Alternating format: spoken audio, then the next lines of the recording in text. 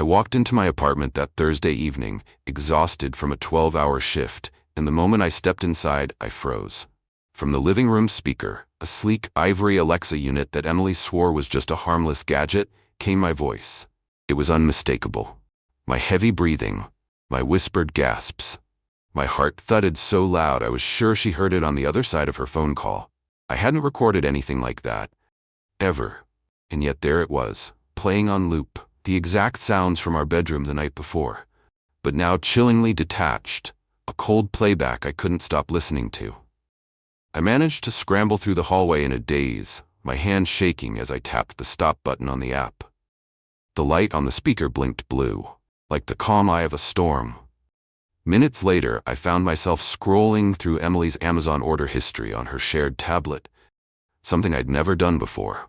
My thumb hovered over a receipt she'd marked fulfilled 2 weeks earlier, a pack of microSD cards labeled 64 GB high endurance, plus a suspiciously high-quality voice recorder with privacy override features. None of that made sense. We weren't travelers, and she wasn't a podcaster.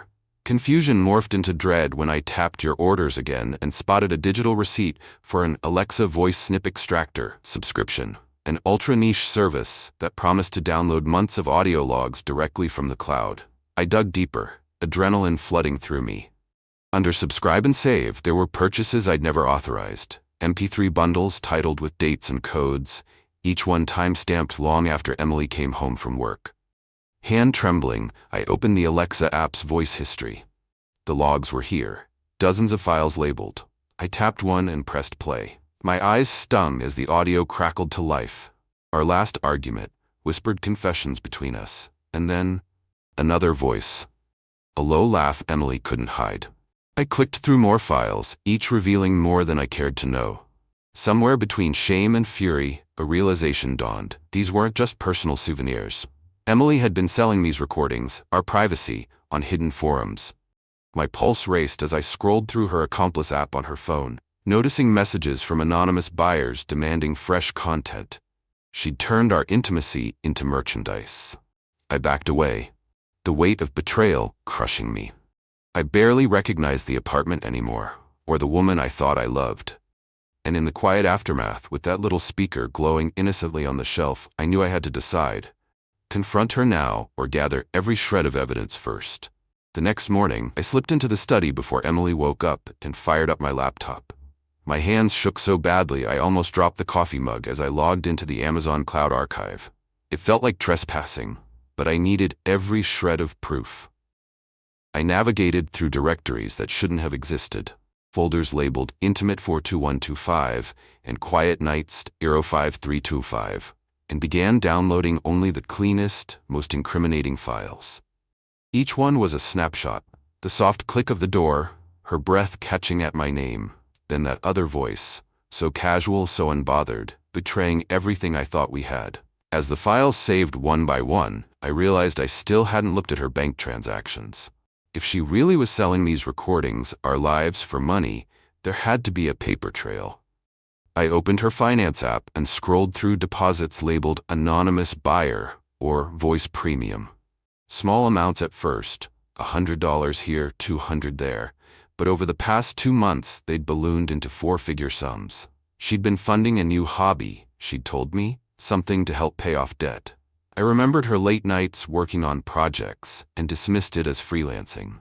Now, every excuse felt like a lie. My head felt fuzzy.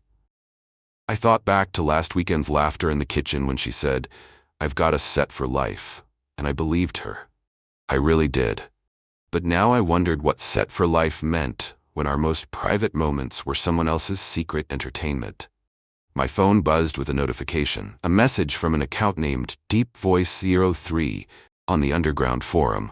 I hesitated, but opened it. The subject line read, "Fresh files ready," and the body listed 2 audio links, each ending with a price. I stared at the screen, my pulse pounding.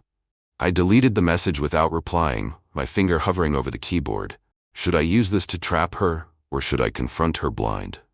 There was no going back now. I had evidence, and the clock was ticking. I closed the computer and sank back into the swivel chair, overwhelmed by how easily she'd crossed the line, and by how hard it would be to face her. By midday, Emily was humming in the kitchen, frying bacon like nothing was wrong. The smell should have been comforting, but every sizzle felt like a betrayal. I perched on the counter with my arms wrapped around myself, pretending to read the newspaper, while my brain ran 1,000 scenarios. What if I asked her outright? What if I let her keep talking and slipped the tablet on the counter, open to the Alexa logs? Would she crumble, apologize, confess? Or would she smile, flash that half-apology grin, and promise to make it up to me in some twisted romance of hers? She slid the plate toward me, bright eyes expecting a casual morning chat.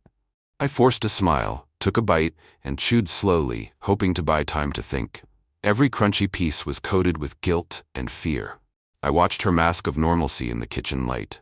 The way her hair curled at the nape of her neck, the way she reached to wipe her hands and paused, just for a second, like she knew I was watching. My pulse jarred me awake. I set the bacon down. "Hey," I said, voice low. She looked up, eyebrows creasing with that careful curiosity reserved for serious talks. "We need to talk." My chest tightened, and for a moment I wondered if I'd be able to say it. But the words rushed out. I checked our Amazon history. I found the recorder, the microSD cards, the subscription to extract Alexa logs. And then I saw the files, our private moments, uploaded, sold. Emily's face went pale. She reached for her coffee mug with a trembling hand. The steam danced between us, like ghosts of past nights. "What are you talking about?" she whispered, voice quivering. Her eyes darted to the tablet on the counter, and I nudged it toward her.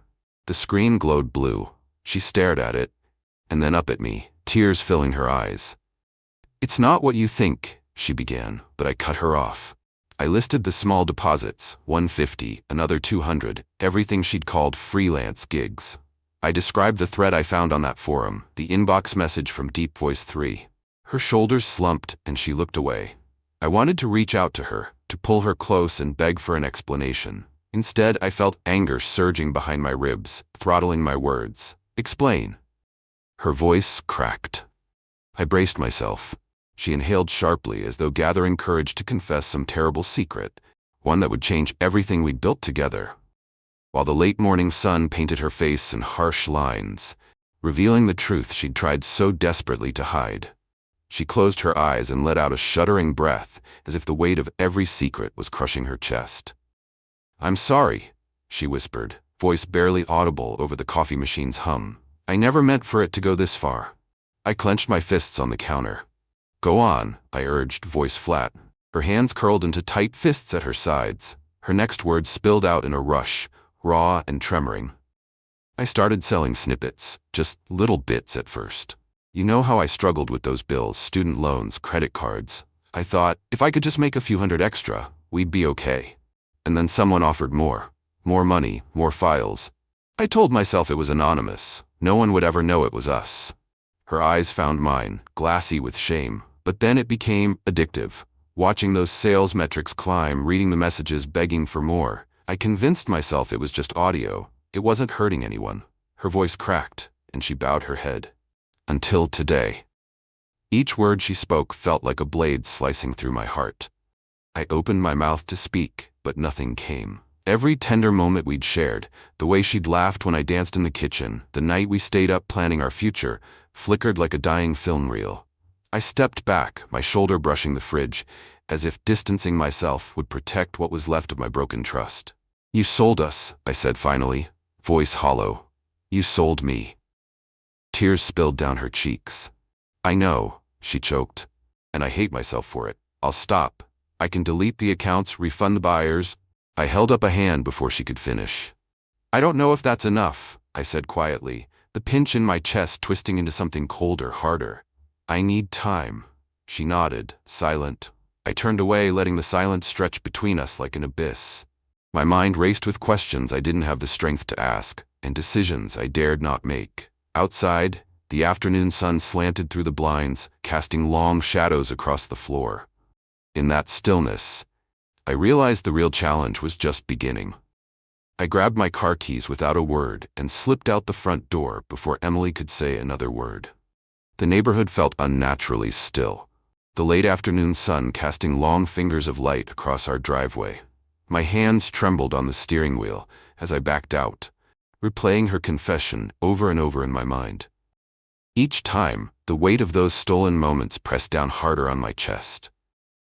I drove without a destination for several minutes, the streets of our suburban cul-de-sac dissolving into a blur. Finally, I turned onto the freeway and headed toward the part of town where I'd grown up, toward the little Baptist chapel my grandmother used to take me to on Sunday mornings. I'd stopped attending years ago, but today I needed something more than logic or anger. I needed a kind of grace I didn't know how to find on my own. The chapel's parking lot was nearly empty when I arrived.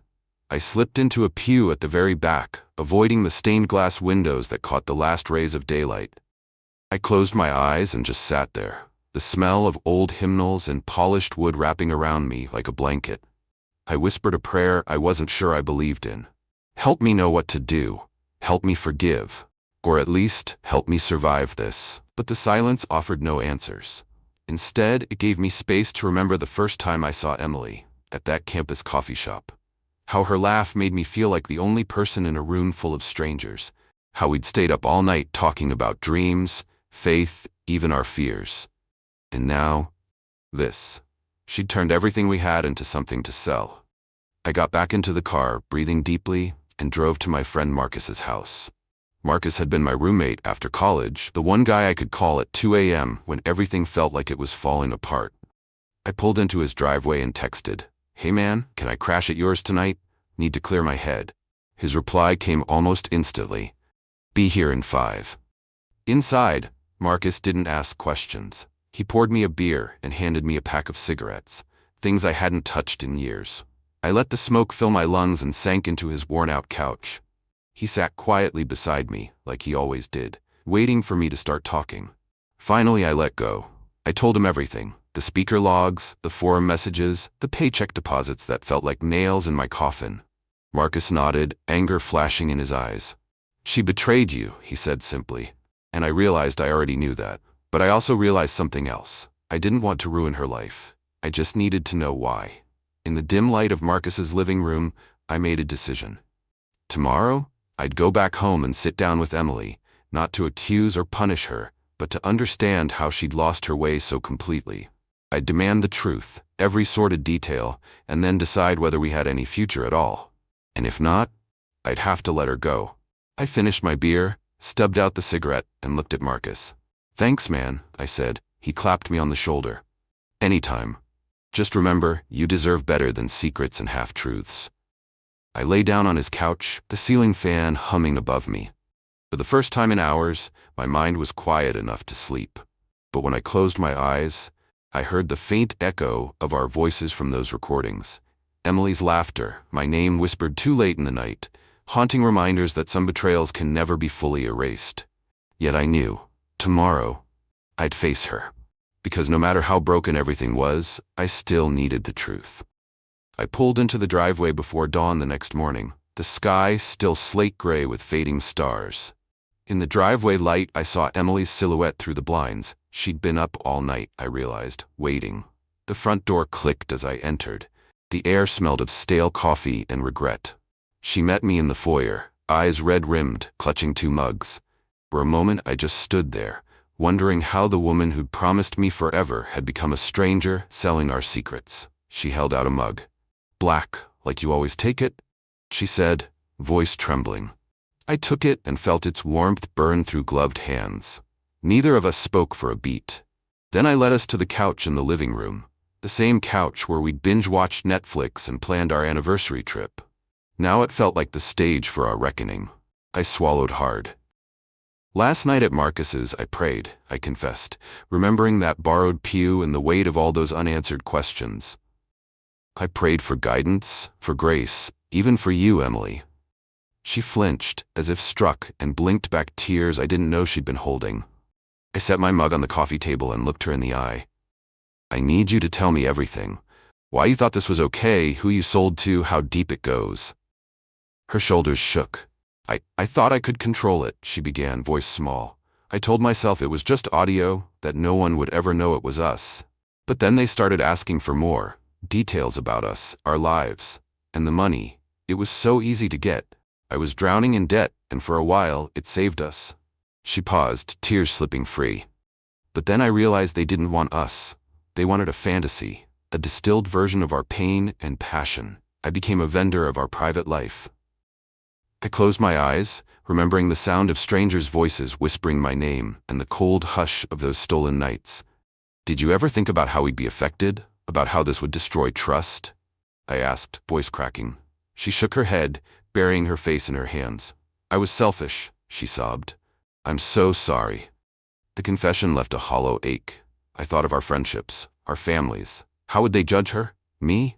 I took a deep breath, remembering the pastor's words from that chapel. Forgiveness isn't erasing, it's choosing to heal. I don't know if I can forgive you, right now at least, I admitted. But I do know that I love you. I want to believe there's a way forward. She looked up, hope flickering through her tears. I'll do anything, she whispered. Counseling, therapy, whatever it takes. I reached for her hand, our fingers trembling together. Outside, the sun broke the horizon, painting the sky with pale gold. It felt like a promise, or maybe a challenge. As we sat there, two broken people holding onto the edge of something fragile, I realized that healing would take time. But in that quiet, hopeful dawn, I knew we had a chance to rebuild. One honest moment at a time.